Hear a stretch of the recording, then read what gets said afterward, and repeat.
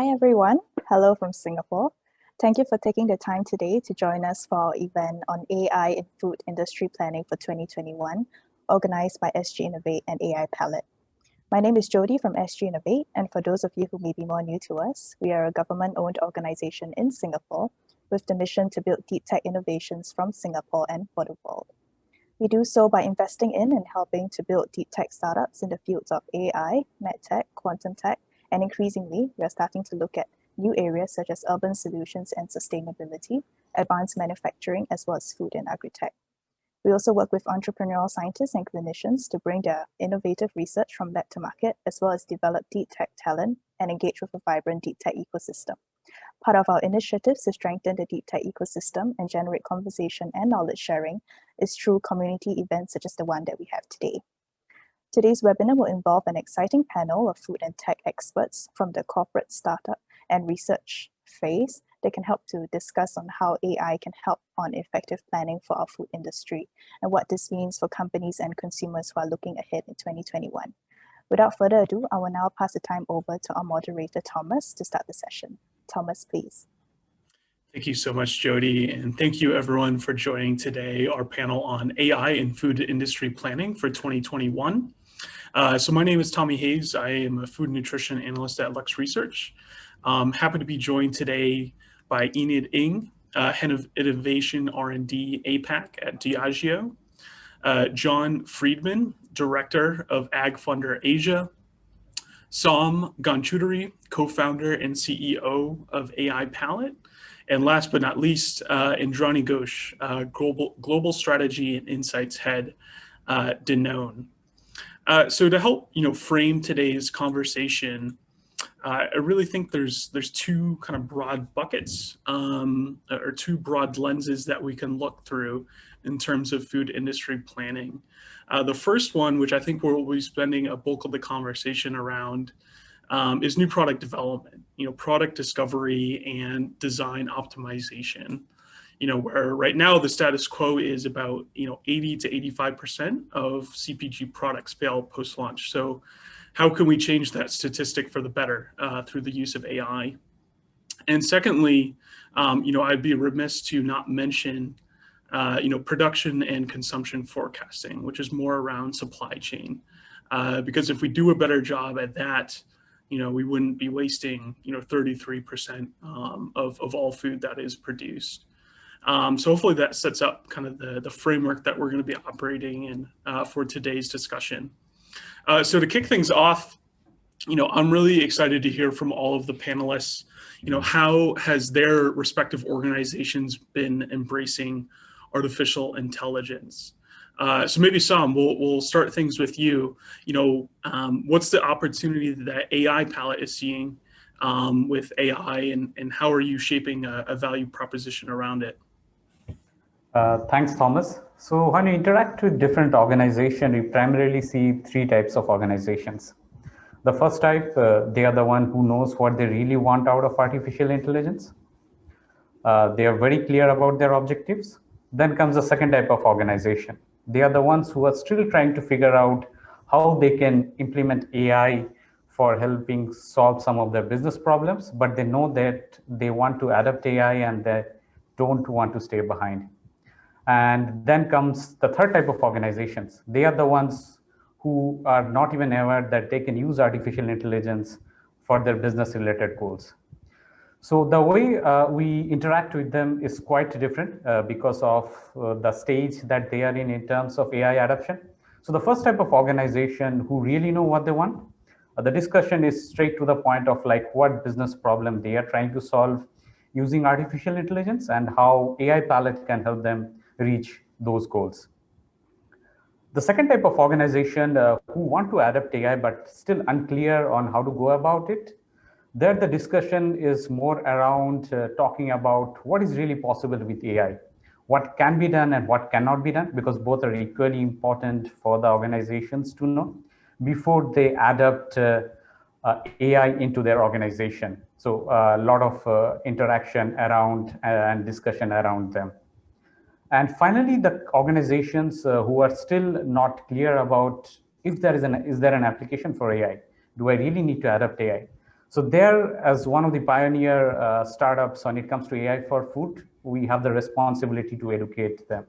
So that's where we organize events like this, where we try to educate and make people aware of what is possible with artificial intelligence and why they should look at AI to make it part of their organization strategy and not to be left behind. And for those that are unaware, could you maybe give a quick kind of elevator pitch on AI Palette and what you're doing with AI?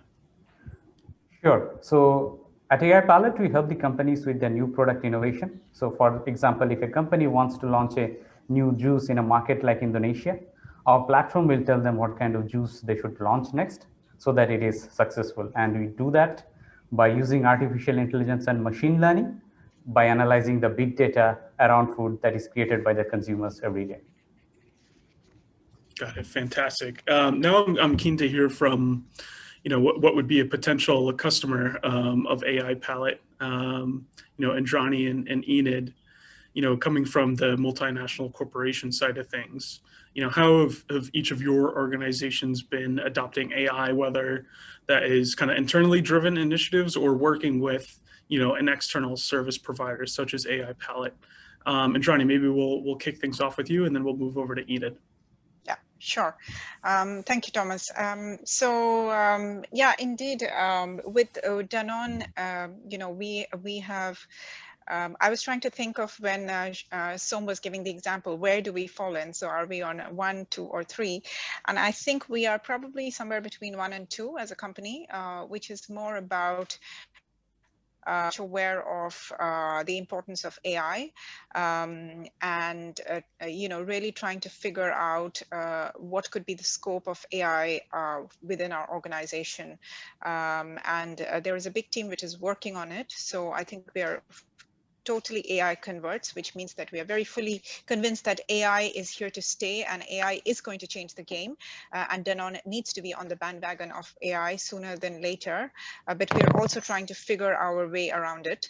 And what we are really trying to do is that we do have initiatives which are AI backed. One of the initiatives which is happening as we speak is an initiative where we have an MVP, a minimum viable program currently being worked upon on trend scoping and trend mapping, which is really to identify trends, which is a very, very big topic today, I think, in the industry, because we really need to make sure that we as an industry and we as a company are aware of the trends, are able to leverage the ones which, are already on, and it becomes a red ocean. But we really need to find trends which are either emerging or even dormant and will at some stage become bigger, because that's where we can create some blue ocean spaces. So that's where we are looking at and it is a very, very big initiative for the organization where we have started with a pilot in one country and we are trying to scope it out and really perfect it and then move it to across markets.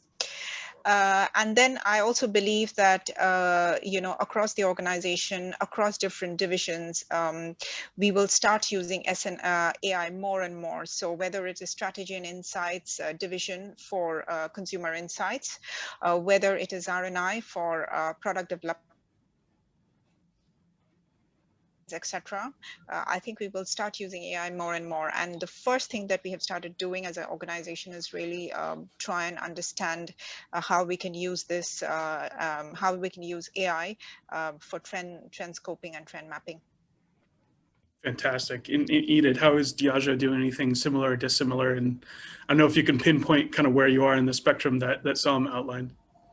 Yeah, I think Som probably know better than I do, probably. I don't know where he puts it, Diageo, but I also think that probably between 1 and 2 would be where we are. Very excited about the opportunity in AI and see lots of potential opportunities.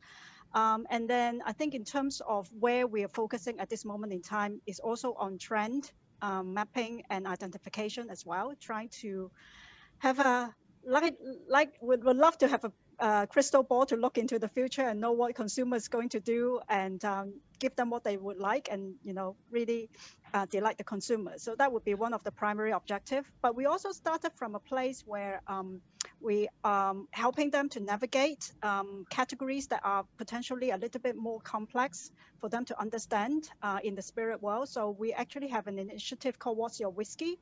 So using AI to help consumers to understand what would be a whiskey that would be suitable for their palate. So that has been gaining a lot of good tractions within the company and with consumers. So something that we want to learn more and understand more and see how we can apply that even further. I'll definitely be looking that up after. John, let's round things out from you on the investment side. What companies has AgFunder invested in that use AI, and what got AgFunder excited about those companies? Yeah, thanks, Tommy. I was gonna tell Enid if she needs additional volunteers for What's Your Whiskey. Feel free to sign us up. No, I think from AgFunder's perspective, we're definitely all on board the AI train. I think from the investment diligence side, we've embraced AI and machine learning. We're developing an in-house proprietary system to help us with our deal flow analysis. AgFunder's been around for about 8 years, and we've established a data set of some 30,000 companies, which we've seen in this time. And obviously the challenge of the investment team always is to sort of filter through new deals to decide who to invest in. And so we've adopted AI techniques to, I guess, try to quantify and objectify certain aspects of new deals when they come across our plates. But to answer your question, I think this is really a space which we're super excited about. And obviously today's panel is largely constructed from more of the consumer product innovation lens. Obviously, we can talk about many of the other different aspects that AI plays, or the roles that AI can play in our food system today.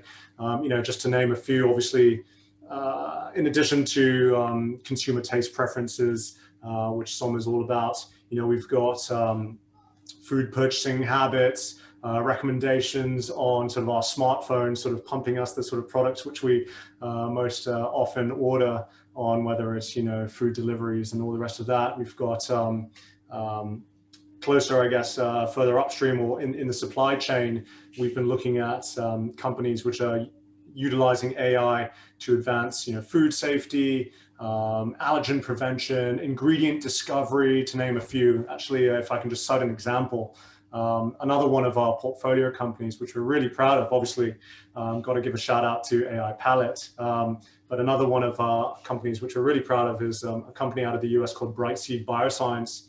They're using AI to rapidly identify bioactives and phytonutrients, which essentially exist in food crops and plant species for use as healthy food additives and dietary supplements. I think Indrani might be familiar with the name, because I believe they're doing some work with Danone. But just to give an example, we think about antioxidants in blueberries as a sort of commonly appreciated sort of benefit of consuming blueberries. But when you consider that maybe less than 1% of the world's plant species and phytonutrients have been identified, you can imagine the sort of wealth of natural ingredients to improve sort of human health is out there and being sort of untapped. And that's where the Brightseed Forager platform comes into play, to be able to analyze and identify all these extraordinary compounds available to us.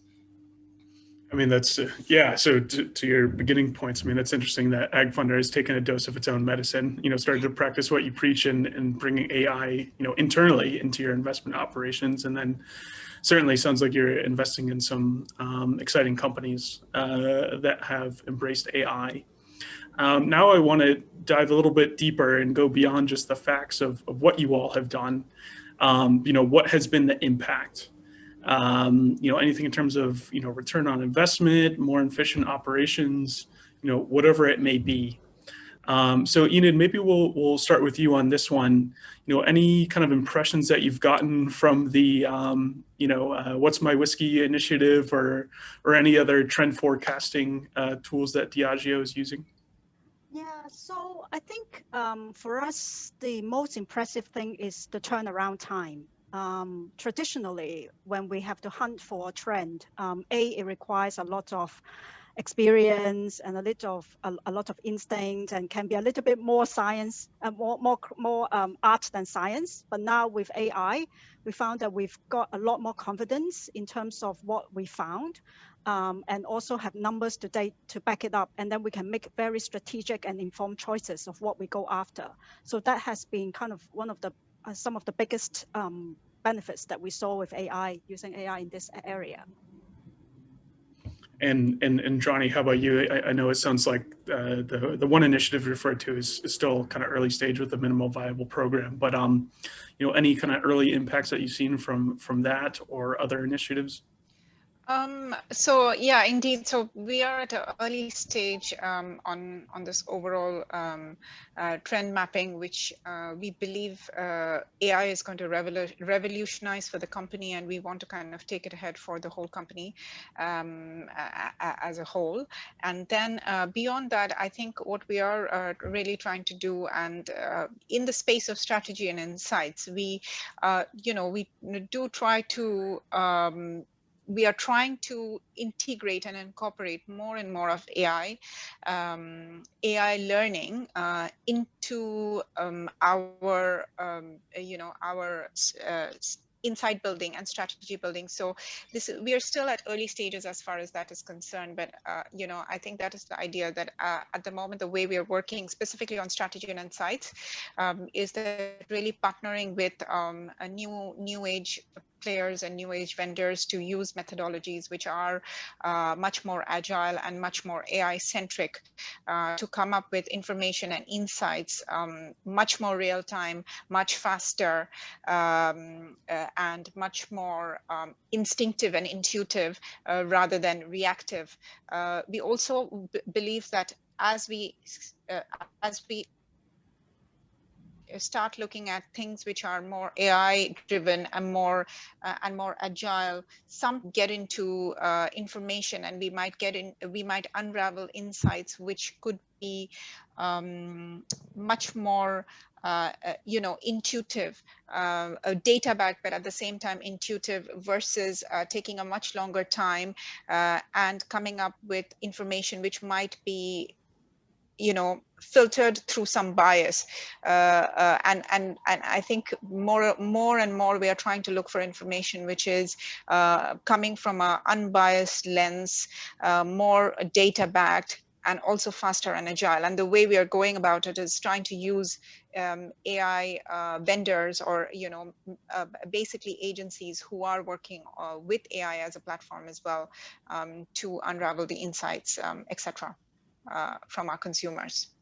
So it seems like the common tie between Danone and Diageo is speed to insight, and then arriving at an insight with a higher degree of confidence. Yeah. Sam, would you agree? Is that kind of what you've been able to deliver to your customers through AI Palette? Are there other kind of points of impact that you're delivering or have been seeing elsewhere? Right.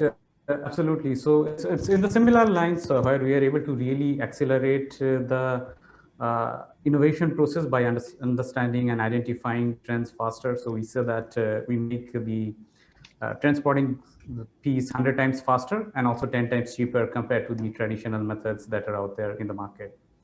And also apart from that, so that's on the consumer insights piece. And also one of the recent initiative has been where we have been able to analyze a lot of technical publications and patent data to identify new ingredients for a large confectionery company.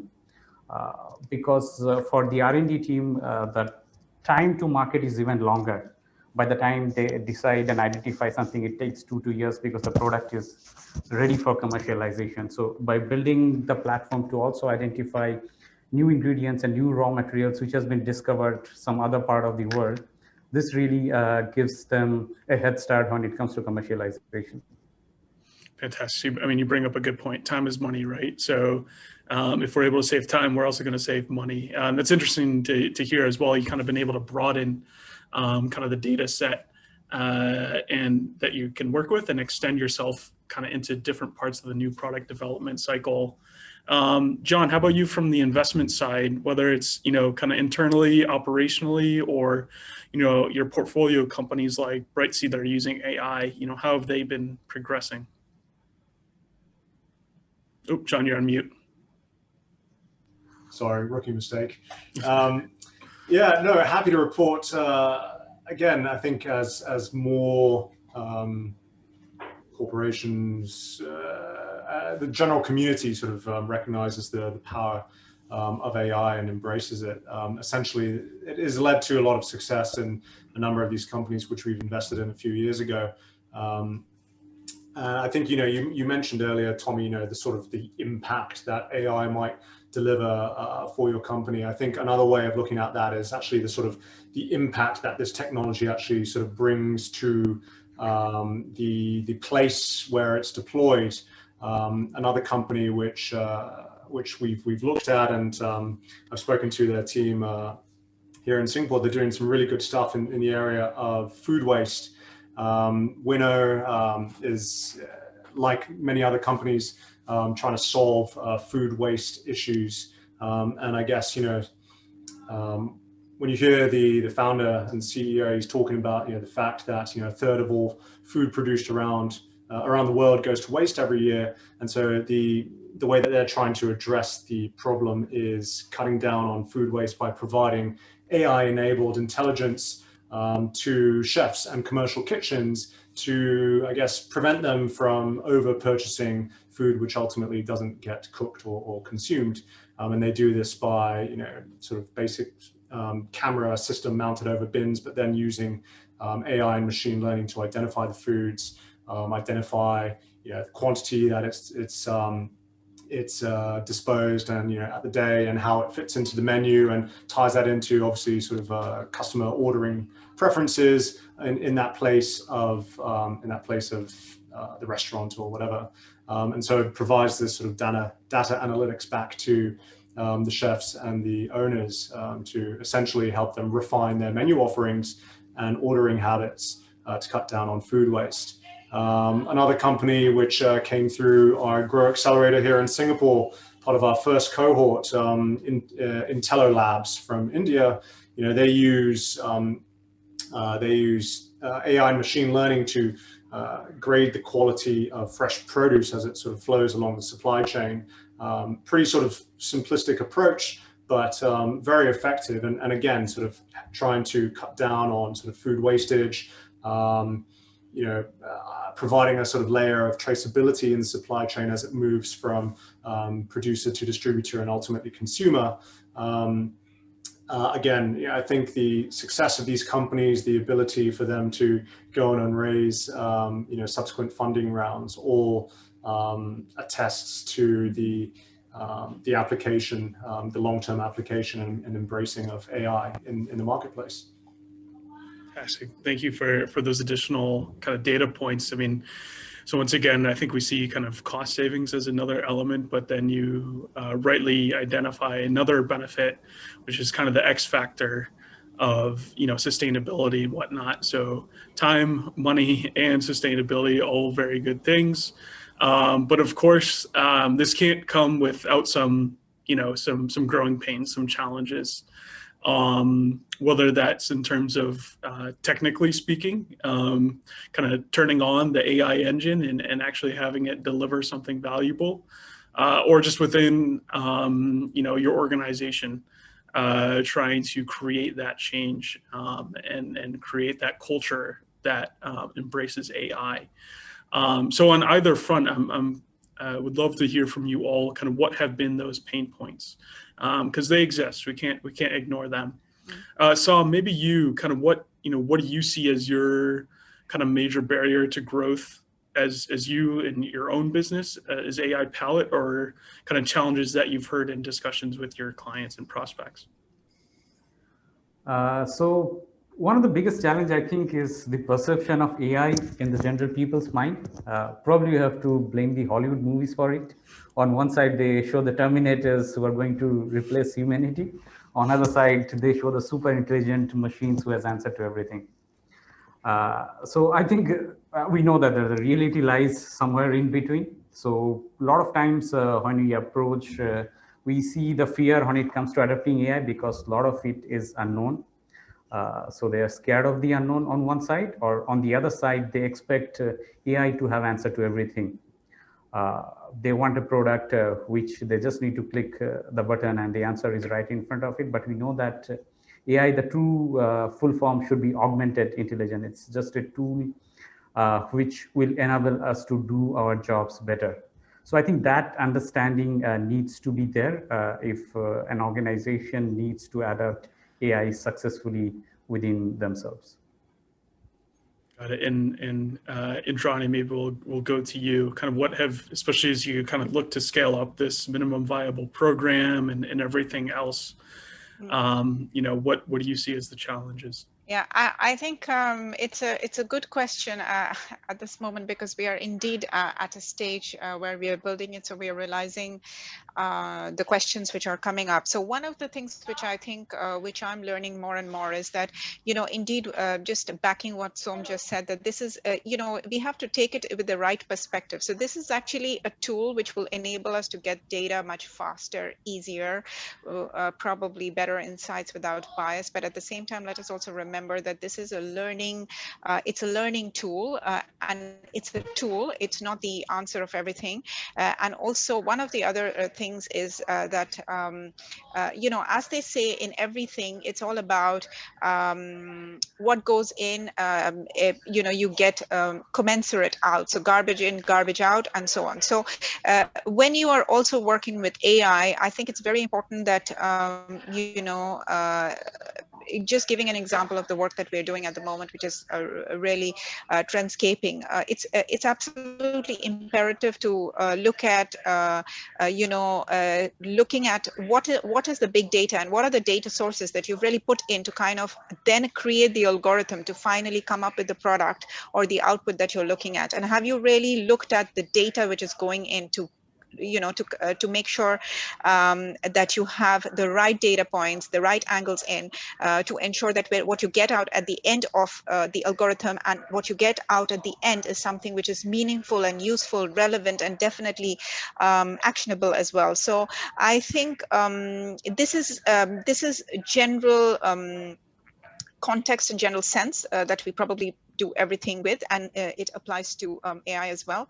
And I think we need to treat AI as also another tool which will really facilitate us and help us immensely, but at the same time, the general principles of data and business actually pretty much apply even on AI. So really making sure that when we are working on whatever we are working on, which uses AI, understand and scope it properly, and also make sure that the inputs and the data points and the big data that we are scoping out to work on and create the algorithm are the right ones, making sure we don't miss out anything, which can then really ensure that the output is super relevant and you know, valuable and actionable.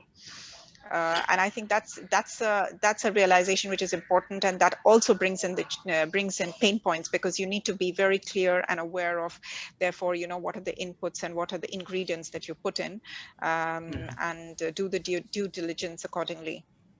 Yeah, I can't remember if I got mentioned already, but I don't think we can say it enough. You put garbage in, you're going to get garbage out. Could you quickly expand? You know, you mentioned about kind of you know, the different data sources that you need to create forecasts around trends. Can you just talk a little bit about the different types of data sources that you're using, if you know them off the top of your head? Yeah, so indeed, Som would be aware, because we've also discussed this with him. And I think, you know, so we are a food company, and we are looking at obviously data sources in that context. And what we do is that what we are trying to look at is that when we look at the data sources, are all the data sources covered? So, you know, are we covering the, you know, the relevant context?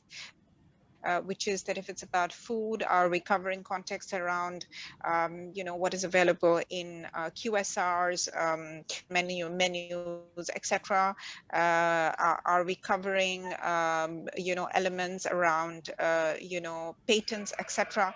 Are we covering elements around, product categories, etc. Because also, using data from Nielsen or Euromonitor, etc. Because, what is interesting is also that when you include all this information, what are the categories which are growing, what are the categories which are not growing. So it kind of gives you an idea, even for the machine to learn about, okay, what could be the trend. So is it something which it sees growing, or which it sees stagnant, and so on. So there is data source which would probably come from Nielsen and Euromonitor. There would also be data source coming from new product launches which are already happening in the market.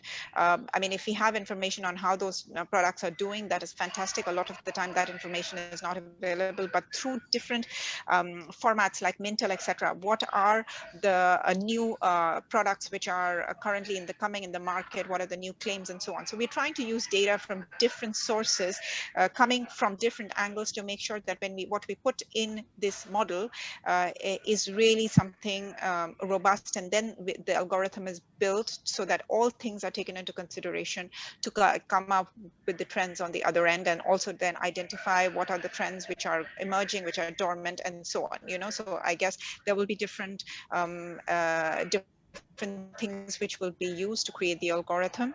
And also, I think there is another important element is also, I believe that because it is AI and machine learning, I think it progresses and becomes better over time. So probably to be aware of that as you develop, you might not be perfect from the first day onwards, but because it's a learning process, to also have that attitude of basically learning more and more as we go. Tom, I saw your head nodding a little bit. And improving and bettering the process. Got it. Thank you, Indrani. Tom, I saw your head nodding quite a bit. Anything that you'd like to tack on to Indrani's response? No, I'm very pleased to hear what Indrani said. And coming from a corporate, this understanding is very needed for implementing any AI initiative, to have that tolerance for error in the initial days, because it will need little time to learn and get better over a period. I was actually I would just like to comment that, I was very much impressed with a comment which I heard from you in one of our interactions, which was really just, I think, tackled in one of the previous webinars, was around the capability of machine learning all languages. And this, because we know that when we work with data, and specifically big data, language data is very, very important, because everybody doesn't speak English. And I think it was really interesting to hear that the machine has the capacity to learn the language and perfect it, and then it becomes like, much better than a human. And that kind of can really help to understand and unravel the data and better, because the data that is there in the market is language data. It's not all available in one language. So I think that was interesting, and that sort of made a lot of sense. Yeah, I think it just underscores, you can have a lot of really good data sources and sets, but the heterogeneous nature makes things a lot more complicated. So whether it's different languages, whatever it may, numeric versus text, images, whatever it may be. Enid, any kind of challenges that you have been able to jump over or anticipate going forward, whether that's technically speaking or just kind of in terms of kind of scaling up initiatives within Diageo? Yeah, I think such that currently AI is such a buzzword within our world, right? I think one of the pain points or challenges is that I've now been bombarded with a lot of different agencies and people, calling me off the hook and emailing, about their capabilities. So sifting all of that through to find the right partner with the right capability is very, very critical for us, and hasn't been the most easiest, has been very time consuming for us. So I think that is something that we would always still, I think going forward, it will still be here, I think. And I don't think it will go away. If anything, it's probably going to get more. So I think we put ourselves on a very steep learning curve as a result. And it's both enriching, rewarding, but at the same time also challenging. And also how we bring the overall capability of the team on big data and AI up as well is also going to be a challenge as well, because I think we all start from slightly different points. You know, not by any means I'm claiming myself an expert, far from it, but definitely a lot to learn, and a lot will be required going forward as well. And John, just to round things out with you, kind of any, you know, maybe it's an instance where you couldn't, you know, convince your investment committee to go into a certain company with AI, or, you know, any kind of challenges that you've experienced as you kind of look to invest in this area? Actually, I'll answer the question more from our use of AI in the investment decision. Sure. Obviously, we're actively developing and refining this AI model, and you know, figuring out sort of how much do we rely on it. It goes back to Indrani's point about just, you know, not forgetting or not losing sight of sort of just basic sort of business, say, processes, or sort of more established conventions. Now, ultimately, in early stage venture capital, there's so many scenarios or different sort of assumptions one has to make when ultimately making a decision on whether or not to invest in a company. And we can certainly look at sort of machine learning algorithms to spit out an advice or something based on this particular company's profile and its founder's profile and all the rest of that. I think, you know, obviously, as in the world of VC, only time will tell in terms of how accurate these suggestions are in terms of the company's ability to go on and, you know, be successful. We're in our, you know, we've been building our database over the last 8 years, but we're only in our sort of 4th year of investment. And so, again, as I alluded to before, a number of these AI companies that we've invested in have gone on to be successful. However, it's too small of a sample really to make an overarching conclusion from. We'll continue to, I guess, refine our own experience in terms of, you know, investment success when we consider AI as a component to that decision-making process. Yeah, I mean, because you're dealing with a longer term horizon even than, you know, Enid or Indrani. You know, CPG products, you're going to know whether they're good or bad within, you know, 6 months to 2 years. Investment into a VC-backed company, you know, that's 5 to 10 years. So can understand the pain points there. Now let's kind of put things into context with, you know, what's going on in the world around us, and especially kind of as things unraveled last year with COVID and kind of economic impacts and consumer impacts of that. You know, how have the events of 2020, although it still feels like it's ongoing, informed your 2021 strategy, you know, especially as it pertains to AI? So Enid, maybe we'll kick things off with you on this one. Sure.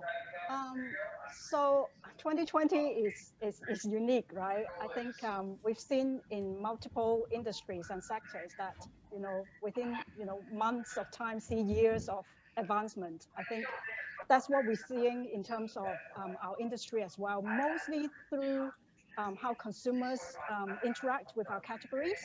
And the amount of variety and differences we see across the world has been massive, and the speed that is changing is massive. So that actually prompted us to think that AI could even be more useful and important for us going forward to understand these changes.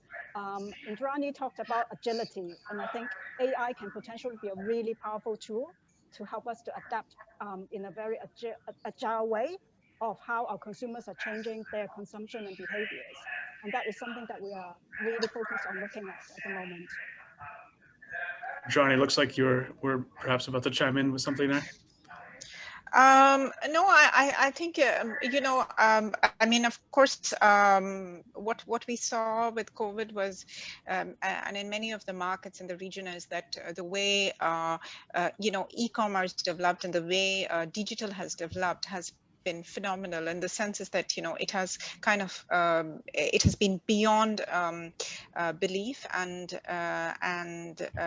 therefore I think connected to that also, I think the whole, because now we are much more digital as a company. So of course we've been digital, but you know, the concept of going completely digital on some of the functions, one of them being insights, because we are no longer using face-to-face interactions, we are fully digital, unraveling some amazing insights in that. And I think that's just the first step. And as we are going on this, we will therefore adapt, I think, AI more and more, because look at what, now that we have moved fully digital, how can we leverage AI, you know, to crack more insights, to create more insights, etc. So I would say that, of course, the work that we have just started has been in 2020. You know, it has been probably a function of many things, but also the fact that the whole world moved completely online. The whole world moved completely digital into many aspects. Some things have gone so many folds, or have grown so many folds, that was not even imagined. That, you know, some of these the AI-driven initiatives and activities have really been preponed or activated faster because of this. And I also see that this is all only to kind of stay on. And some of the things that we have now discovered as a part of learning, because of having moved completely digital in 2020, I think we will retain, not because out of compulsion, which is happening now, but out of learning and actually more higher relevance. So we will probably totally shift some of the things on how we manage insights, how we manage qualitative interactions, etc. Perhaps much more digitally compared to what we have been. And this will further also accelerate the use of AI in many fronts. And Johnny or Enid, if you can speak to this, in terms of being able to, you know, consumers are now spending more time at home than ever.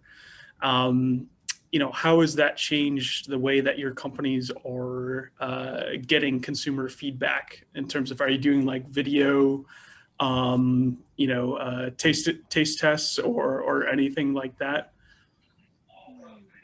Anything that you can speak to there?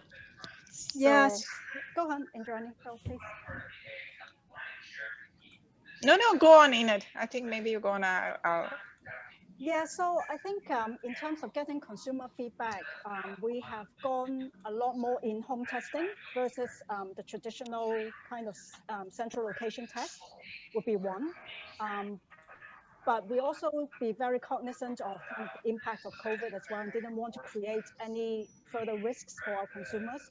So we have been quite careful and selective in what we do as a company as a result of COVID in terms of getting that. But we are getting more data from other sources. So in terms of sales data, online and other platforms. So we're trying to like diversify our data sources a bit more, so we can get, you know, more real-time feedback through other ways than the traditional way. Got it. Okay, fantastic. Let's move on to, you know, I want to kind of expand a little bit on some elements that we touched on briefly before. Maybe I can. No, Thomas, just on that point, I wanted to just add quickly, if I may. Yep. No, I just wanted to say that, you know, also in Danone, we have moved completely online. And yes, totally, as Enid said, we have been also very careful about keeping to the rules and the regulations across markets. One thing which we have started realizing, and this is something which we have just started hearing from our agencies, is that with the quality. And so first of all, of course, you know, starting from, okay, we're so used to doing face-to-face, specifically in this part, to going online, there was already a bit of a concern. Can we do it? Are we going to get the right insights? And of course, there's still this whole thing of Wi-Fi and data quality, etc. In many markets, specifically in the, a little bit beyond big cities. But once we cracked some of those elements, we have actually started realizing that the quality of the data can actually improve, because people are talking from the comfort of their homes. They're probably also talking from the comfort of a screen, not necessarily always getting influenced by each other in a group. We were just discussing with one of our agencies today that, you know, sometimes in a group you have one person who's speaking predominantly and dominates the group, and whereas when you have these interactions where there are maybe 8 people connecting from different places, they all have their opinions which are not necessarily highly the same as the other one, and they are able to communicate that much more, giving us richer, more diverse real data and real insights compared to maybe in a group. So that's why I was saying that some of these things can be actual real learnings which we might then follow up with seminal work and perhaps change the way that we do interactions and do consumer visits and things like that forever. Not for the fact that we're doing it out of compulsion, but more for the fact that it's probably better data quality and so on. So I think that might also be coming as a result. Well, I mean, it's, you know, we talked about removal of bias. You know, it's interesting how you change kind of the external environment that the consumer is sitting in terms of when you're doing those testing. And yeah, I agree, doing it at home can certainly help remove some of that bias. To the question that I was just starting to get at, we've touched on elements throughout the conversation, but I think it is important, kind of the art of selling AI. You know, whether that's internally to your organization, externally to consumers, to different stakeholders. You know, it's really important that we're able to successfully navigate that to kind of scale some of these AI initiatives and have broader rollouts. So maybe Sam and John, we can hear from you on this one. Sam, we'll start with you. You know, kind of how have you been able to, especially as, you know, a hungry startup, how are you tackling this? Right. So according to research by Forbes, 70% of the AI initiatives bring little or no results. That's a very high rate of failure. And the major reason identified for that was not technology. That's leadership and management. Right. So what we have seen is that typically the decision is taken by the higher management, who are pretty much convinced that they need to adopt AI. But when it comes to the next level of management or the people at ground level who are more responsible for implementing it, they are not aligned with what the organization wants. So that is one of the biggest challenges that we have seen. So what we really need to make sure is that everybody is aligned from the top to bottom on what is the objective. And the second challenge that we see a lot of time is that the business problem is not clearly outlined. It's not very clear what they want to achieve with this particular tool. A lot of time it's about, okay, we need AI, let's go ahead and do something. So to make sure that whatever you are working on reaches and has a good outcome, we need to have a very clear, specific business problem with clearly defined target and goals, which can be measured from time to time. Yeah, you can't manage what you can't measure. John, we'll end with you on this question. Yes, Son mentioned 70% of AI-backed ventures fail. Well, I mean, it's still a better probability than venture capital when it comes to investing in early-stage companies. But I think if I was to try to tie the two together, and sorry, let me just interrupt myself. I like to think we have better probability and success rates than that. But no, all jokes aside, the one thing which we've noticed over the past sort of 12 to 18 months in a particular segment of agri-food tech, which we invest across the spectrum. We're not specific to, say, deep tech or AI only. But one area which has obviously been really hot of late is alternative proteins, whether it's cell-based, plant-based, the next Impossible Burger or whatever, plant-based milk, and a number of just when we're talking about, I guess, the fallacies perhaps of AI, or selling it, right? I mean, the number of sort of decks that have come across our way, or applications we've received where they're the next sort of lentil protein burger, which is using AI to find the next sort of like amazing plant ingredient or whatever. And you're like, really? Okay, please tell us about your sort of technology platform. And it's like, grandma in the kitchen, sort of whatever, giving her feedback. But you've obviously got to be, we've become a bit sort of skeptical with a number of sort of as you say, catchphrases or sort of slogans being tossed around in this space. Everyone's just trying to, I guess, market themselves with different lingo. Yeah, I'll stop there. Sorry, more of an comical anecdotal share than anything really insightful.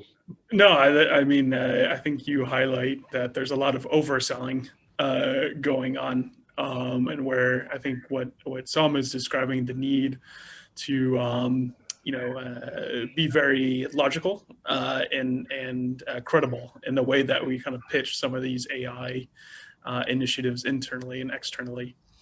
We have gotten some good questions in from the audience.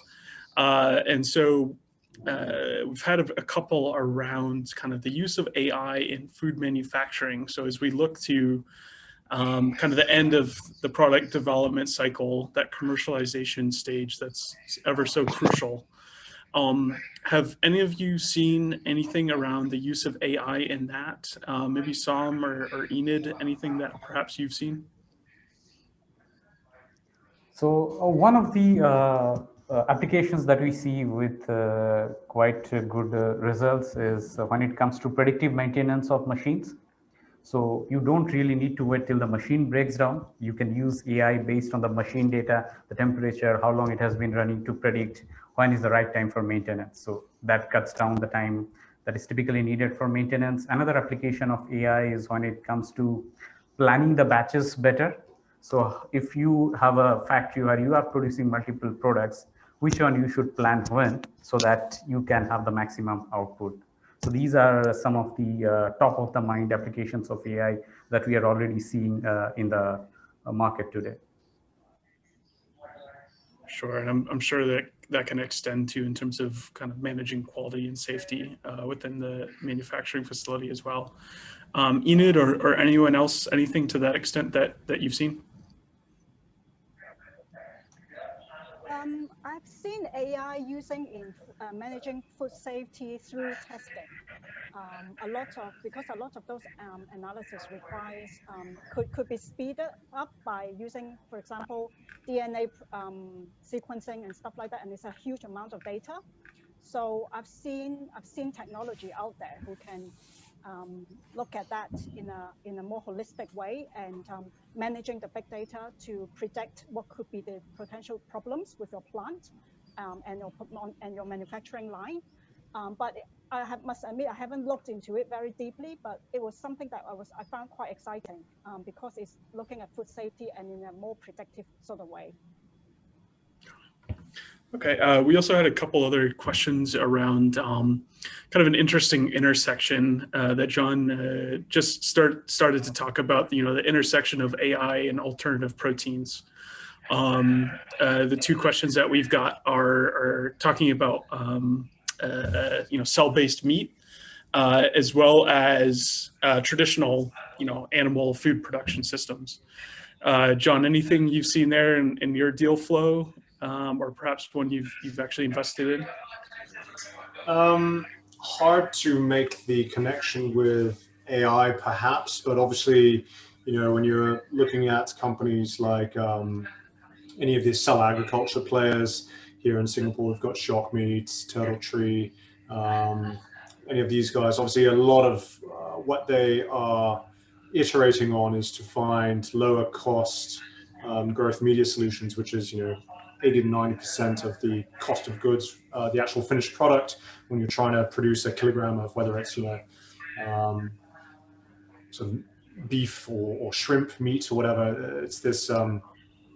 So I know a number of these companies have been working with traditional sort of pharmaceutical companies to try to identify natural sort of plant-based alternatives to, I guess, what's typically available on the market. And so, perhaps, I don't know, using some of these machine learning type processes to identify that. Similar, I guess, to the example that I gave about Brightseed Bioscience, where they're obviously, scouring the plant kingdom to identify these phytonutrients. Not sure if that really answers the question. Yeah, and then just to kind of tack on to that myself, there's the company Shiru that they're using AI and machine learning to identify high functioning proteins that would then be formulated into a plant-based product. So a natural protein that's going to have that that gelling, that emulsifying, that foaming property, all of that formulation functionality to create a great tasting product. So similar kind of navigation of the natural world out there. Mm-hmm. Anything else from the other panelists that they've seen in terms of intersection of AI and just protein products in general? There is this company called as the Knot Company, based out of Chile. So they have used AI to identify what kind of ingredients they can use to replace the animal protein that is there. So first product was the mayonnaise, which was the Knot mayonnaise, and then they launched a range of plant alternatives. So the unique thing is that they use AI to study the chemical structure of the different ingredients, and then they say which plant ingredient is most suitable for replacing the animal ingredient. And this year they also entered in the US market. Fantastic. Okay. And I think what I would be interested in, is, I mean, the way the whole plant protein has come about. I mean, it was obviously coming, but it seems to have gone through an acceleration. What would be really interesting to see is with AI and machine learning, which I suppose is a combination of also time series data and work which is at the back end, which creates the algorithm to kind of give us a prediction of where are we going to land with this trend. Because what is important is to kind of say, okay, are we really going to, because I'm from a dairy industry, I'm from a dairy company, are we at one point going to look at completely dairy being replaced by plant proteins, all kinds of formats. So I mean, because we know that at this moment there is a plant, but there is also lab-based proteins which are able to create milk, we are also able to convert that into different formats of cheese, etc. All of that, which is what we know plant proteins are not able to do. So are we able to then going to get to a place where the entire dairy industry is going to be at risk? Are we going to be completely overtaken by this because sustainability and planet is going to become an important consideration? Or are we going to, is this just going to be a peripheral trend? Is this going to become something which is going to be much more mainstream than what it is in the next few years? That would be something super interesting, and I would really expect AI to be able to help us see that in advance with predictability. Fantastic. Okay, we're heading towards the top of the hour here. Just going to want to end with a quick rapid fire round of questioning, and 30 seconds or less from each of you. Imagine we're all sitting here, 1 year from now in 2022. What do you think will be your proudest accomplishment with respect to adopting AI in your organization? So Indrani, how about you first? Maybe I can be really short about it. So indeed, the MVP that we have started to do it successfully with some real strong outcomes, which are also intuitive and very actionable, and be able to roll it out across markets on trends prediction. I think mine would be very short as well. Similarly, I think would like to be able to roll out AI in trend prediction and monitoring across more markets to help us inform our strategy for innovation. Good. John? Yeah, I think tangible evidence that an AI-enabled sort of deal selection actually is providing value to the portfolio. And I think on a parallel, just seeing AI palette go from strength to strength, obviously deciding to invest in this company and seeing them continue to succeed. All right, Sam, it's your turn now. Yeah. So, I mean, when we started AI Palette, we started with the vision of democratizing data and insights for everyone, even those who cannot use IBM and Microsoft. So at the end of the year, if we are able to reach out to more companies and help them create new products with the use of artificial intelligence, we'll feel that, yeah, we have achieved a lot. Fantastic. All right. Well, I'll be checking on you all a year from now. Make sure you did your homework. Great. Well, I think we heard a lot in terms of how AI for food industry planning can help save time, save money, and then deliver some sort of X factor, whether that's sustainability, removal of bias. I think there's a lot of data points that the panel shared today, so I thank you all for that. And thank you all, the audience, for your time. So now I'll hand it back over to Jody to close things out. Thank you all. Thank you, Thomas, for the closing as well as the amazing moderation for our session. And on behalf of SGInnovate, I would like to also give special mention to the rest of our panelists. Thank you to Enid, John, Som, and Indrani for joining today's discussion. We would also like to thank our partner, AI Palette, for making this event possible. Thank you to all the attendees for tuning in as well as staying till the end of the session. And while we may not be able to answer all the questions due to time constraint, we hope that the insights shared were valuable enough, and you can also keep a lookout for our post-event EDM as well as a recording of this session to look back. We will also appreciate it if you could drop your feedback on this webinar after this session, and join us for the rest of our events on SGInnovate. Thank you, everyone, and have a good evening, morning, or afternoon from wherever you're tuning in from. Thank you. Thanks, everyone. Bye. Thank Thank you. you. Bye-bye.